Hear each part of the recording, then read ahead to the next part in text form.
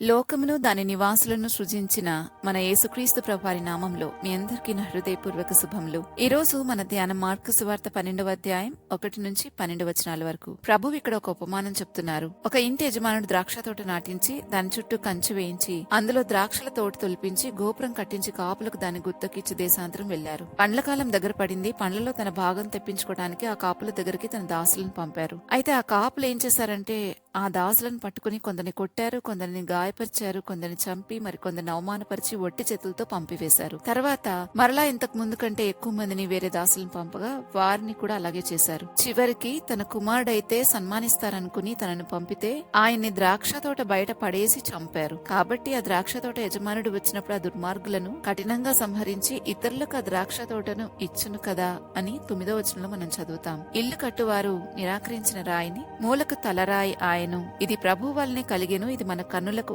ఆశ్చర్యము అను లేఖనము ఎన్నడనూ చదవలేదా అని యేసుప్రభువారు అనటంతో తమను గురించే ఈ ఉపమానం చెప్పారని అక్కడున్న పెద్దలు, ప్రధాన యాజకులు, శాస్త్రులు గ్రహించి ఆయనను ఎలాగైనా పట్టుకోవాలని సమయం కోసం చూస్తూ వచ్చారు. కానీ అక్కడున్న జనసమూహానికి భయపడి ఆయనను విడిచిపెట్టిపోయారు. ఇక్కడ ద్రాక్ష తోట ఇశ్రాయేలుకు సూచించబడింది. యెషయా పుస్తకం 5వ అధ్యాయం 1 నుంచి 7 వచనాల్లో దీనికి సంబంధించిన వాక్యాన్ని మనం చూడగలం. దాసులు దేవుని ప్రవక్తలను సూచిస్తూ ఉన్నారు. ఈ విషయాన్ని దినవృత్తాంతంలో 2వ పుస్తకం 36వ అధ్యాయం 15 నుంచి 16 వచనాలు చూసినట్లయితే వారి పితరుల దేవుడైన యెహోవా తన జనుల యందును తన నివాస స్థలముల యందును కటాక్షము గలవాడై వారి యొద్దకు తన దూతలను ద్వారా వర్తమానము పంపుచూ వచ్చెను. ఆయన పెందలకడ లేచి పంపుచూ వచ్చినను వారి దేవుని దూతలను ఎగతాళి చేయొచ్చు, ఆయన వాక్యములను తృణీకరించుచు ఆయన ప్రవక్తలను హింసించుచూ రాగా నివారింప సఖ్యము కాకుండా యెహోవా కోపము ఆయన జనుల మీదకి వచ్చెను అని చదువుతాం. మరి అంతే కదా, ప్రజలు దేవుని ప్రేమను తృణీకరిస్తే ఆయన ఉగ్రతను ఎదుర్కోవాల్సి వస్తుంది. చివరకు తన సొంత కుమారుని పంపారు. అది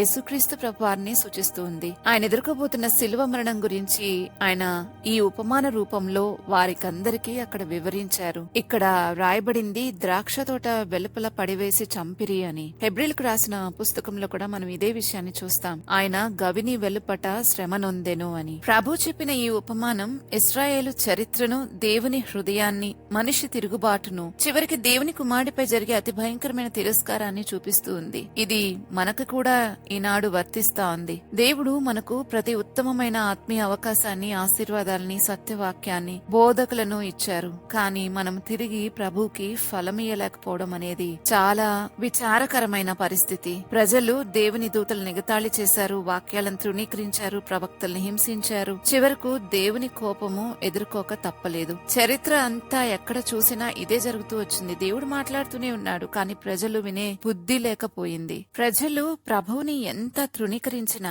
ఆయన రక్షణ ప్రణాళిక మాత్రం నిలిచిపోలేదు. వారు నిరాకరించిన రాయి యేసు ప్రభువారు మూలకు తలరాయి అయ్యారు. ప్రభు మనకు అవకాశాలిచ్చారు, సత్యవాక్యాన్నిచ్చారు, పరిశుద్ధాత్మనిచ్చారు. కానీ ఆయన ఎదురు చూస్తుంది ఒక్కటే, మన దగ్గర నుంచి ఫలం చూస్తా ఉన్నారు. మనము దేవుని ప్రేమను స్వీకరించి ఫలమిచ్చే జీవితాలు మన దగ్గర ఉండాలని ప్రభు కోరుకుంటున్నారు. యేసు ప్రభు నిరాకరించిన ఆ కాపులు ఎలా ఉన్నారో అంటే యజమానిని గౌరవించకుండా, ఆయన కుమారునికి స్థానం ఇవ్వకుండా, ఆయన కుమారుడు అని తెలిసి ఎంతో ఆయనను శ్రమ పెట్టిన విధానంలో ఇప్పుడు మనం కూడా ఉంటే మన దగ్గర నుంచి కూడా దేవుని రాజ్యాన్ని తీసేస్తారు. ఈ ఉపమానమంతా ఇశ్రాయేలు గురించి చెప్పబడింది, కానీ ఇది మనలో కొందరికి కూడా సూచిస్తా ఉంది. ఆనాటి ఆ ఇశ్రాయేలీలు ఆయనను తృణీకరించారు గనుక ఆయన రాజ్యము వారి దగ్గర నుంచి తీసివేయబడి ఫలమిచ్చే వారికి ఇవ్వబడిందని మత్తయి తన సువార్తలు రాస్తూ ఉన్నాడు. కాబట్టి ఇశ్రాయేలీలు ఆయన తృణీకరించిన కారణాన అది వారి యొద్ద నుంచి తొలగింపబడి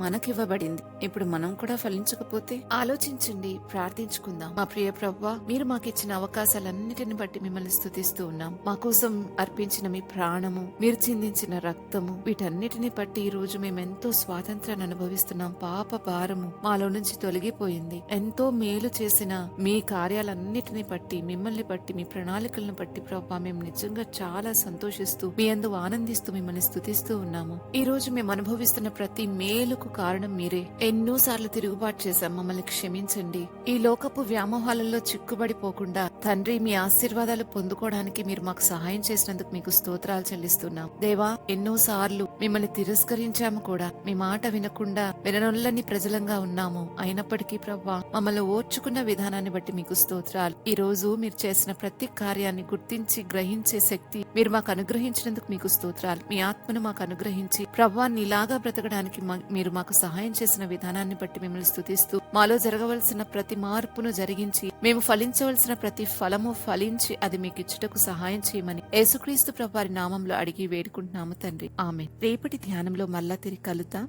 అంతవరకు దేవుని కృప మనందరికీ తోడైండును గాక. ఆమేన్.